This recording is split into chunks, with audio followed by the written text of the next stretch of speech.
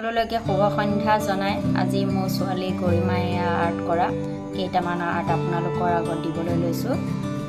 আপোনালোকে নিশ্চয় কমেণ্ট যোগে জনাব কেনেকুৱা হৈছে। এখন হৈছে দ্বিতীয়খন আৰ্ট, আৰু তাই বহুতো আৰ্ট আছে, গোটেইখিনি মই আজি আপোনালোকলৈ দিম।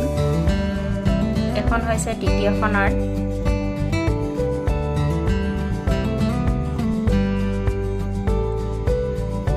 তাই আচলতে আৰ্ট শিকিছিলেও ললিতা গাংগুলী বাইদেউৰ ওচৰত। এখন হৈছে তাইৰ চতুৰ্থখন আৰ্ট।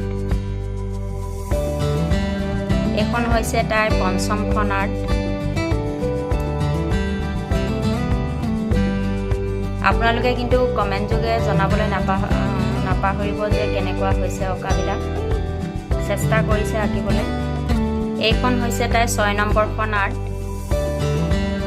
আৰু এই গোটেইখিনি বস্তু ভাবিলোঁ মই ইয়াতেই ধুনীয়াকৈ সাঁচি থ'ম, চিৰযুগমীয়া হৈ থাকিব। তাৰ পাছত হৈছে এখন আৰ্ট। তাই আচলতে আজৰি থকা সময়ত এইবিলাক কৰে।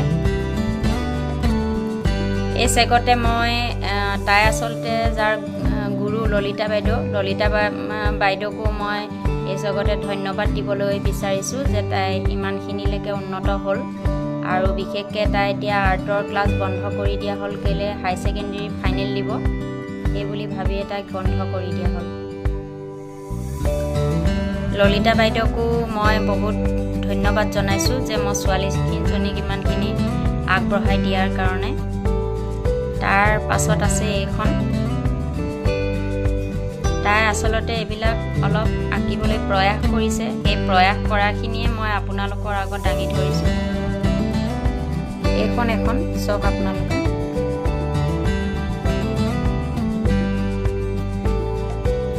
আৰু এখন হৈছে এখন।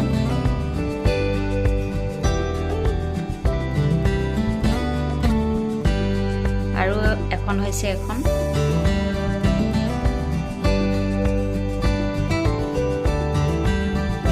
এইখন হৈছে তাইৰ অন্তিমখন ছবি।